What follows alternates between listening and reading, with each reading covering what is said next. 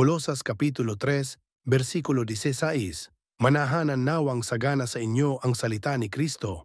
Ayon sa buong karunungan, kayo'y mangagturuan at mangagpaalalahanan sa isa't isa sa pamamagitan ng mga salmo at ng mga himno at mga awit na ukol sa Espiritu, na magsiawit kayong may biyaya sa inyong puso sa Diyos.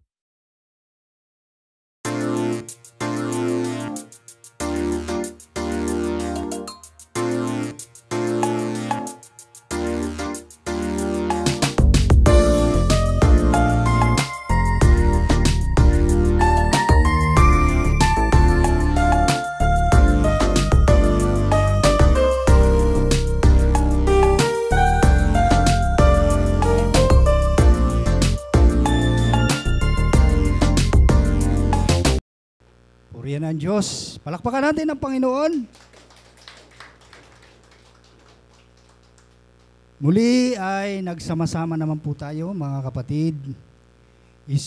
Buong isang linggo, tayo po'y nasa trabaho, nasa bahay, ngunit isang araw lamang po para sa Panginoon ang hinihingi ng Panginoon para sa atin. Kaya magpasalamat tayo sa Panginoon na tayo po'y malusog at buhay at maging mapayapa lagi ang ating buhay. Purihin ang Diyos, mga kapatid. Kaya ang ating ebanghelyo ngayon, mga kapatid, na nabasa kanina ng ating pastora, ay ano o sino, no? Patanong. Ano ang templo ng Diyos? Kung ating basahin, mga kapatid, ang kanyang text, Unang Korinto, Kapitulo 3, ang talatay 16. Ito po ang nasusulat sa banal na kasulatan, hindi baga ninyo nalalaman na kayo'y templo ng Diyos at ang Espiritu ng Diyos ay nananahan sa inyo.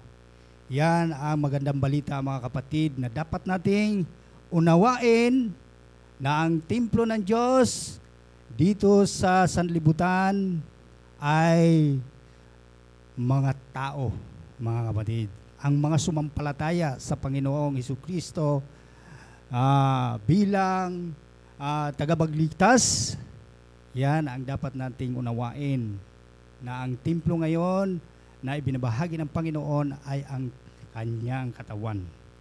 So, mga kapatid, ay naisin natin na tayo po'y maudyukan ng Espiritu Santo upang maunawaan natin ang kanyang mga salita na nasusulat dito sa banal na kasulatan.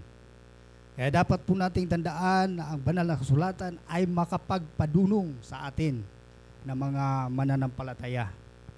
Yan po ang ating ipamahagi ngayon.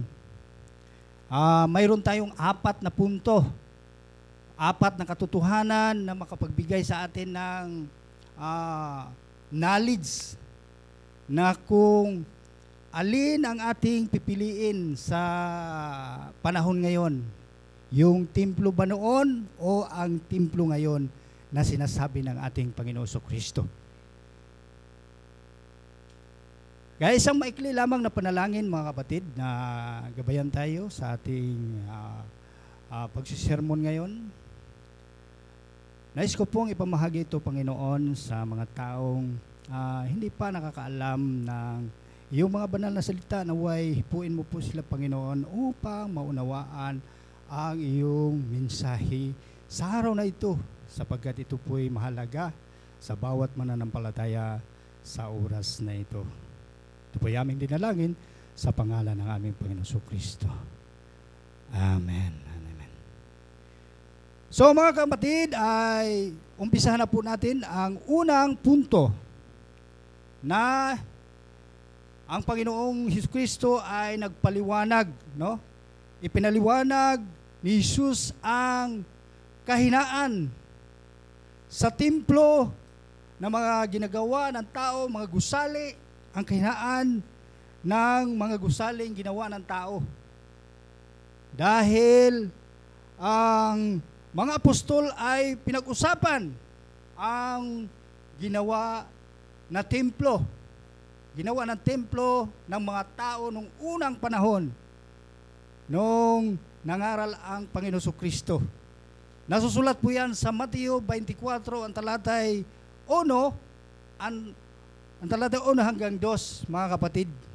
Nung sinabi ng mga apostol ang mga banal na salita, at lumabas si Jesus sa templo at payaon sa kanyang lagad, at nagsilapit sa kanya ang kanyang mga alagad upang sa kanya ipamalas ang mga gusali ng templo.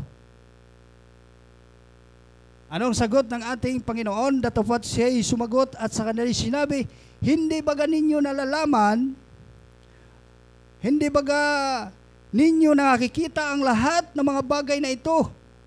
Katotohanang sinabi ko sa inyo, dito'y walang maiwang bato sa ibabaw ng ibang bato na hindi ibabagsak. Yan ang kahinaan ng mga itinayo ng mga buildings, mga cathedrals, o ano pa mang mga mga malalaking bahay-sambahan sa mga kapanahunan natin ngayon, mga kapatid. Yan ang sinabi ng Panginoon.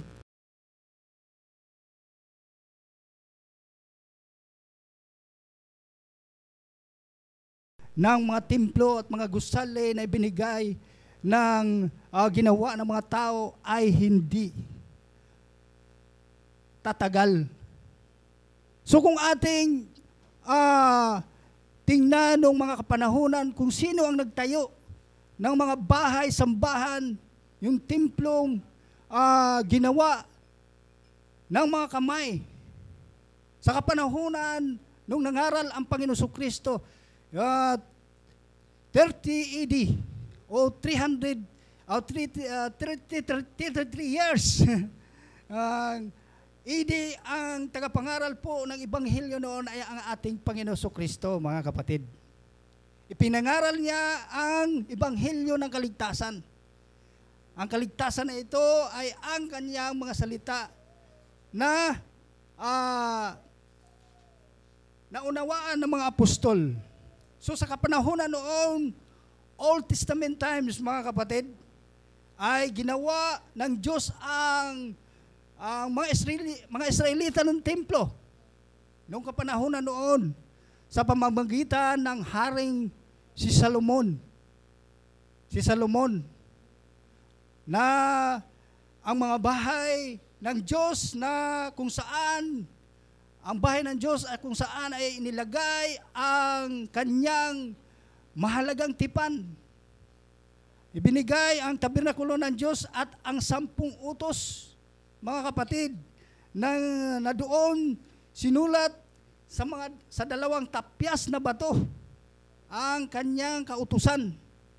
Kaya mahalaga na inyong maunawaan, mga kapatid, ang kahinaan ng mga gusali na ginawa ng mga kamay. Yaon ang unang templo na ginawa ng Haring Solomon sa dikta ng ating Panginoong Diyos na walang iba kundi ang ating Ama na makapangyarihan na ang Espiritu Santo na Diyos na ating Ama.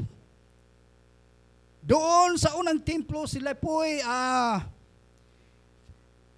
sinakop, mga kapatid, sinakop ng mga kaharian at nagiba ang unang templo na ginawa ni Haring Solomon.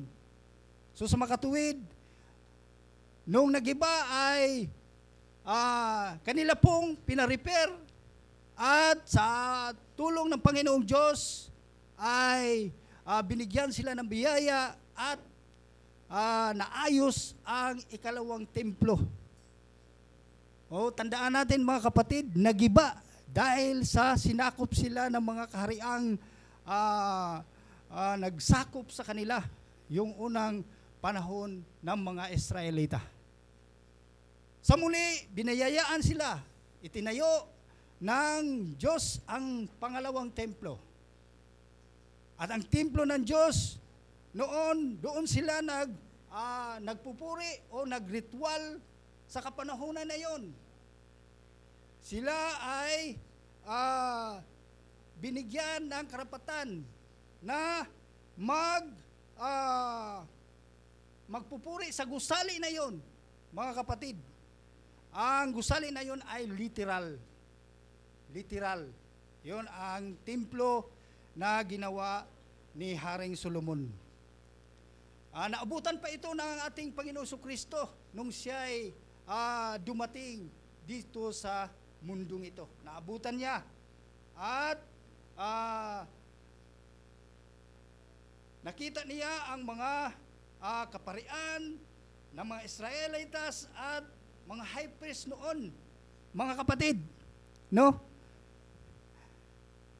Dahil ang mga high priest ay siyang nagre-ritual doon, at ito ay ginagamit nila sa pagpupuri at pag-alay ng mga handog ng mga susunugin para sa mga kasalanan, mga kapatid. Ang Panginoon ay itinuro ng mga apostol, tinuruan niya ang mga apostol upang maging maunawaan nila na ang kahalagahan pala ng templo ay ang hindi gusali na ginawa ng mga kamay. So sa mga katuwid, sa panahong iyon, hindi pa naisulat ang New Testament Bible, mga kapatid. Hindi pa naisulat. Yung mga salita ng Panginoon ay oral teaching lamang po na ibinabahagi ng Panginoon doon sa kanyang mga apostoles. Wala pa nung unang panahon na isinulat ang New Testament Bible. Kaya Old Testament pa lang ang naisulat noon. Kaya naisulat nila ang 4 na ebanghelyo noong unang panahon nung nakaakyat na ang ating Panginoong Kristo. Yung nabuhay na muli ang Panginoon umakyat sa langit. Yon ang katotohanan, mga kapatid. Noong kasama pa nila ang Panginoon, sila ay namangha. Namangha sila sa templong napakaganda. Malawak na mga sukat ng templo. Kaya namangha ang mga apostol. Kaya ang pangangaral ngayon sa mga sikta ng iba't ibang sikta, parang ginawa nilang doktrina sa ngayon, mga kapatid.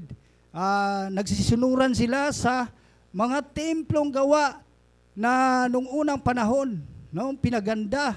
Nakita natin ang mga magagandang simbahan sa ating kapanahunan. Sa ngayon, mga kapatid, nakita natin ang mga katedral na nagsipagandahan. Yan ay isa sa kanilang mga doktrina na maakay nila ang mga tao dahil maganda talaga ang mga templo nung unang sa ngayon o nung unang panahon, magaganda talaga, malaki ang mga sukat at ginaya yan sa mga nagtayong mga simbahan ngayon upang maakay nila ang karamihan, madala nila sa templo na kanilang ginaya, mga kapatid. Ngunit, ang sabi ng Panginoon, walang kabuluhan. Walang kabuluhan ang mga templong gawa ng mga tao. Dahil, nabalitaan natin yan, mga kapatid, no? Record po yan sa mga pamantayan natin, sa mga school na ang mga templo ay natutupok sa pamamagitan ng bagyo, baha, o kung anuman, o lindol. Kaya madaling matutupok yan, mga kapatid. Dahil tayo dito sa daigdig ay nagkaroon tayo ng lindol, bagyo, baha. Kaya mahina, kumbaga, ang mga templo na gawa ng mga tao, mga kapatid. Kaya huwag kayong mahumaling. Kagaya sa sinabi ng ating Panginoon doon sa mga apostoles, no? Talagang napakaganda. At sabi niya doon, kung ating balikan, ang sinabi niya na at lumabas si Jesus sa templo at payaon sa kanyang lagad at nagsilapit sa kanya ang kanyang mga alagad upang sa kanya ipamalas ang mga gusali ng templo. Kumbaga, pinamalita ng mga apostoles na napakaganda, Panginoon. Datapwat sumagot ang Panginoon, siya'y sumagot at sa kanya sinabi, hindi ba ninyo nakikita ang lahat ng mga bagay na ito'y katotohanan ng sinabi ko sa inyo? Dito'y walang maiiwang bato sa ibabaw ng ibang bato na di ibabagsak. Amen po ba, mga kapatid? Yan ang katotohanan dyan, mga kapatid. Mahina talaga ang mga templo na pinatong-patong doon at ginawang templo at tahanan ng mga tao. Natural lang naman po yan, mga kapatid. Huwag lang nating ipokus ang ating mga damdamin na naaakit tayo. Naaakit tayo sa kagandahan ng mga templo. Dahil mayroon po yung pagbabago. Ibinago po yan ng Panginoon. Paano? Paano niya binago ang templo na sabi niya, walang kabuluhan, lahat ay babagsak yan. Paano? Paano sinabi ng Panginoon at kinausap ni Jesus ang mga Hudyo kung paano na magiba ang kanilang templo at ito ay maitayo muli. Yan ang sabi ng ating Panginoon. Sa Juan 2, ang talatay 19 hanggang 21. Ang sabi ng Panginoon, sumagot si Jesus at sa kanila'y sinabi, igiba ninyo ang templong ito at aking itatayo sa 3 araw. Yun ang sabi ng Panginoon, 3 araw, sabi niya. Naguluhan yung mga Hudyo. At sinabi ng mga Hudyo, sinabi nga ng mga Hudyo, 46 na taon ang pagtatayo ng templong ito at itatayo sa 3 araw. Ano ang sagot ng ating Panginoon? Datapwat sinalita niya ang tungkol sa templo ng kanyang katawan. Yun ang pinakamatibay, mga kapatid. Palakpakan natin ang Panginoon. Yan po ang unang punto na dapat nating malalaman na ang itatayo pala ng Panginoon ay ang kanyang katawan. Katawan, mga kapatid. Dahil ang mga templo na gawa ng mga kamay ng tao ay mahina. So sa makatuwid, unti-unti na niyang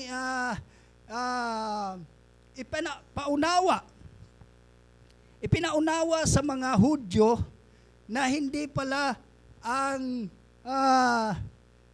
dapat umasa sa templo. Dahil ang templo na sinasabi ng Panginoon ay templo ng kanyang katawan. Paano? Paano maging matibay ang templo? Yan sa pangalawa nating katotohanan na ipamahagi ko sa inyo, mga kapatid. Pinamahagi ng Panginoong Diyos. Ang pagdating ng pagbabago ng templo ay ganito. Dahil ang Diyos Ama na Espiritu Santo ay tatahanan na ang katawan ng ating Panginoon. Dahil ayaw na niya sa templo na ginawa ng mga tao.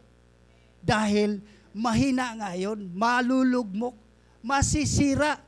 Yan ang sabi ng ating Panginoon. Nang panahon na nabautismuhan ang Panginoong Jesucristo, ay bumaba ang Espiritu Santo sa langit, mga kapatid. At tumahan, saan? Saan tumahan, mga kapatid?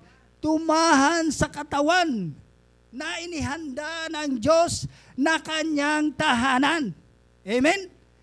Yan ang katawan na ibinibigay ng Panginoong Diyos na maunawaan natin, mga kapatid.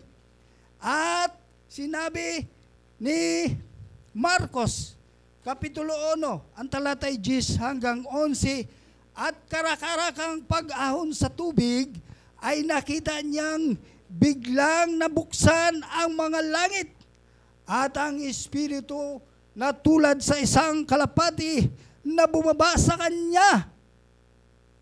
At may isang tinig na nagmula sa mga langit, ikaw ang sinisinta kong anak, sa iyo ako lubos nalulugod. Yun ang sabi ng ating Panginoon. Doon lang talaga ang Diyos Ama na Espiritu Santo natatahan, hindi na sa mga timplong gawa ng mga tao. Naunawaan ninyo mga kapatid? Amen. Yan ang gusto ng Panginoong Hesukristo na maunawaan, sapagkat ang Ama na Espiritu Santo ay hindi natatahan. Hindi natatahan. Kayo na mga sumampalataya sa ating Panginoong Hesukristo, yun ang tatahanan ng Espiritu Santo. Kagaya ng ating Panginoon na tinahanan ng Espiritu Santo na siyang Diyos na tinatawag na Ama. Ama natin, ang Espiritu Santo. Siya po ang Diyos, mga kapatid. Tumahana sa ating Panginoon. Kaya, ang Diyos na makapangyarihan sa lahat ay tumahan.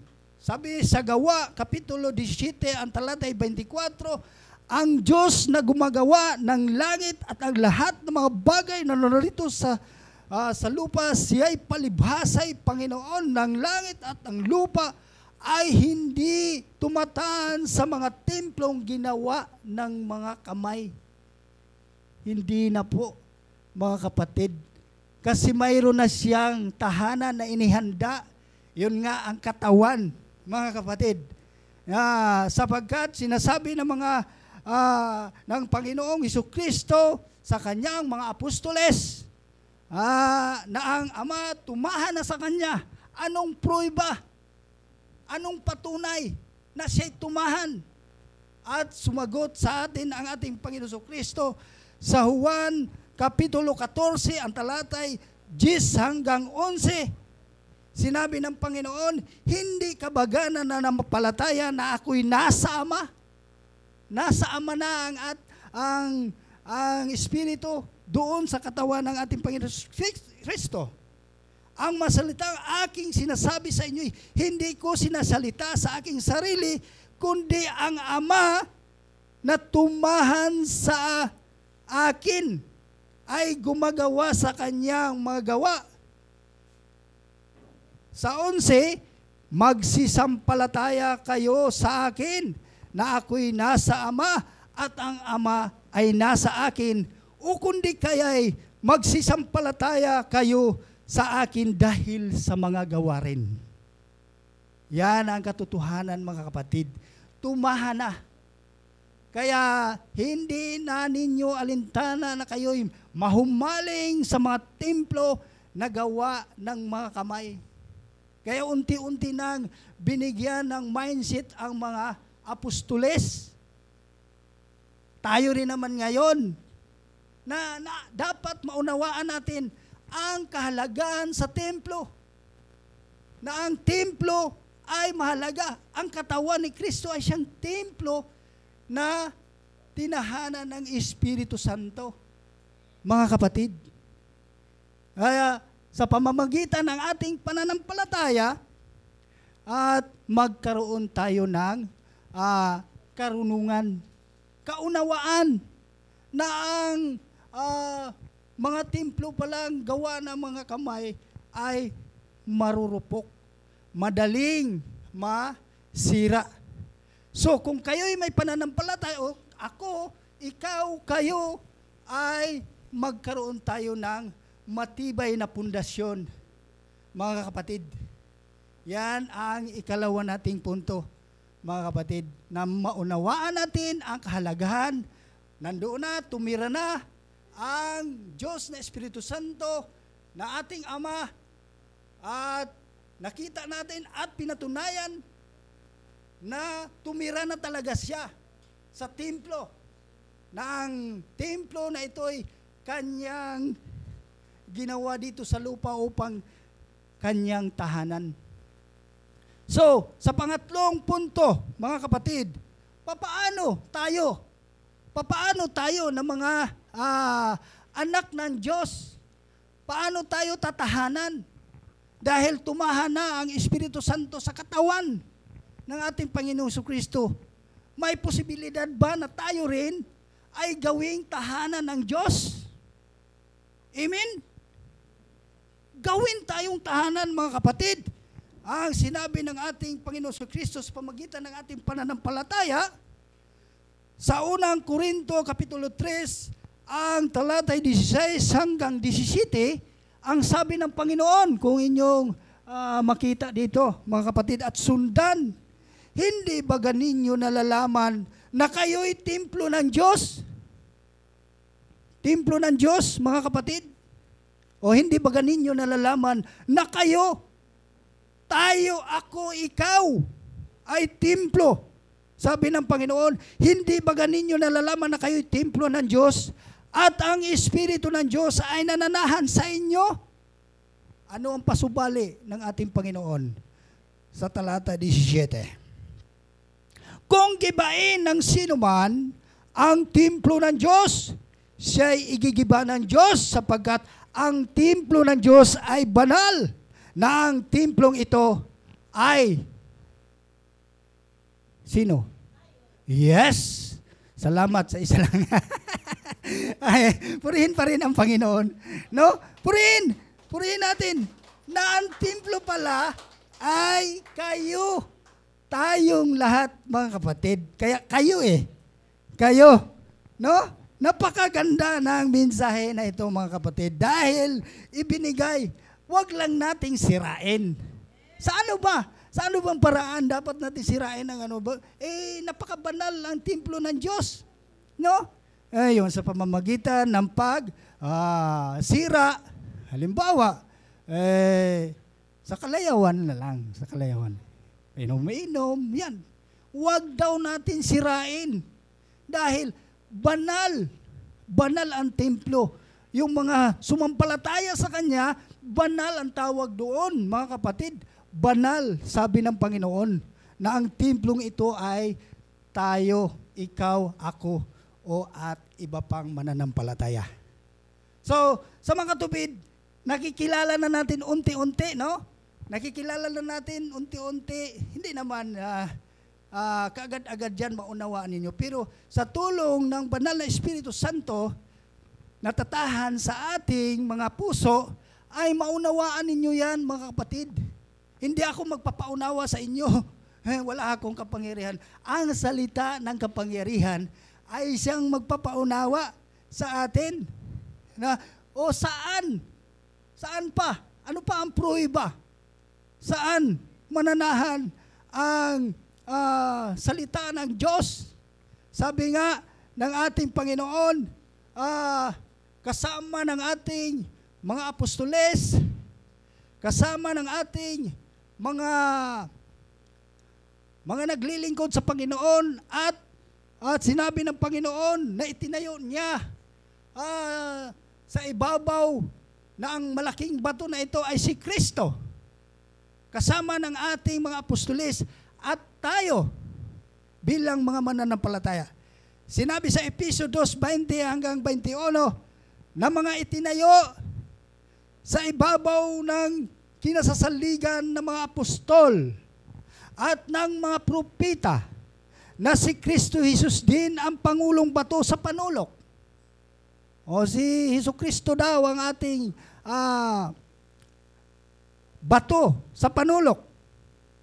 Nasa Kanya'y ang buong gusali na nakalabat na mabuti ay lumalago upang maging isang templong banal sa Panginoon.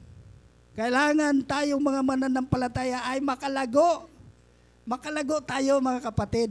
Kaya hindi nga natin dapat sirain ang templo na katawan natin.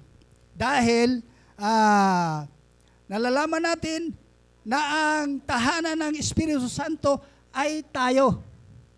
Tayo, mga kapatid. Sabi nga sa unang Korinto 6:19, o hindi ba ganinyo nalalaman na ang inyong katawan ay templo ng Espiritu Santo na nasa inyo, na tinanggap ninyo sa Diyos at hindi kayo sa inyong sarili. Oh, wala tayong karapatan mga kapatid sa ating sarili, kundi ang may-ari lang ang Espiritu Santo. Espiritu Santo na siyang magpabago sa tao. Maging tahanan siya. Tayong lahat ay inaaring ganap na ng Diyos sa pamagitan ng kanyang salita. Ang walang Espiritu ni Kristo, sabi ng Panginoon, Roma 8:9, ay hindi kay Kristo. No? Hindi talaga kay Kristo. Kung walang Espiritu, yung salita ni Kristo o salita ng Diyos na papasok sa ating mga katawan o sa ating puso. Dahil ang salita ng Diyos ay yun ang Espiritu ni Kristo. Yan ang salita ng Diyos. Juan 6:63, mga kapatid. Ang salita ni Kristo ay isang salita ng buhay. Sabi ng Panginoon, ang Espiritu nga ang bumubuhay. Sa laman ay walang anumang pakinabang. Ang mga salitang sinasalita ko sa inyo ay pawang Espiritu at pawang buhay. Kaya buhay na buhay tayo. Palakpakan natin ang Panginoon. Buhay na buhay tayo sa ating pananampalataya, mga kapatid. Dahil kung wala si Kristo sa ating mga puso, wala tayo ngayon sa ating panambahan.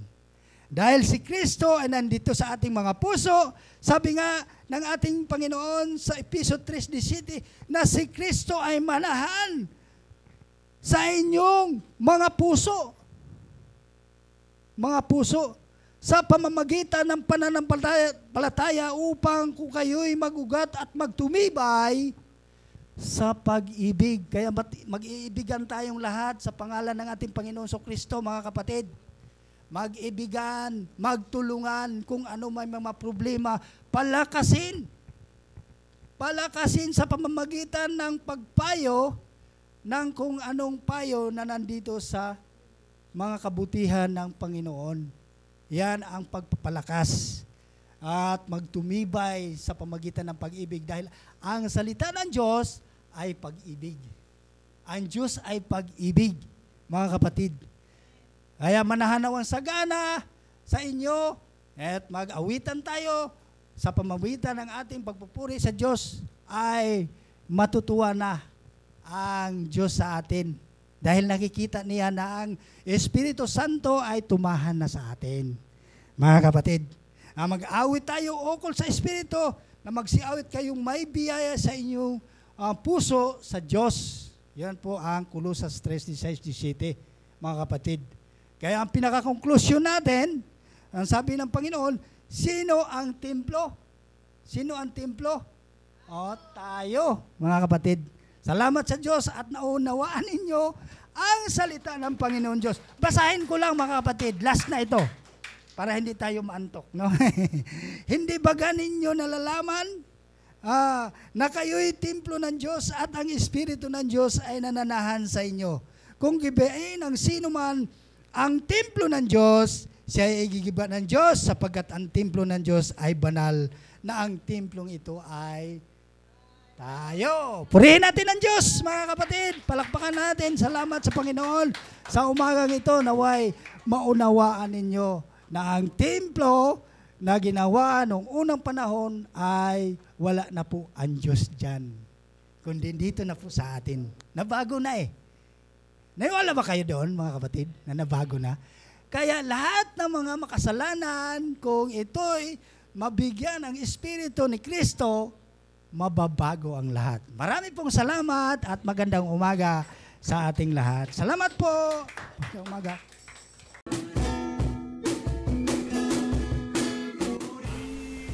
Ang kapayapaan ay iniiwan ko sa inyo. Ang aking kapayapaan ay ibinibigay ko sa inyo. Hindi gaya ng ibinibigay ng sanglibutan ang ibinibigay ko sa inyo. Huwag magulumihanan ng inyong puso, ni matakot man. Layuan ninyo ang bawat anyo na masama at pakabanalin kayong lubos ng Diyos din ng kapayapaan at ang inyong espiritu at kaluluwa at katawan na ingatang buo na walang kapintasan sa pagparito ng ating Panginoong Hesus Kristo.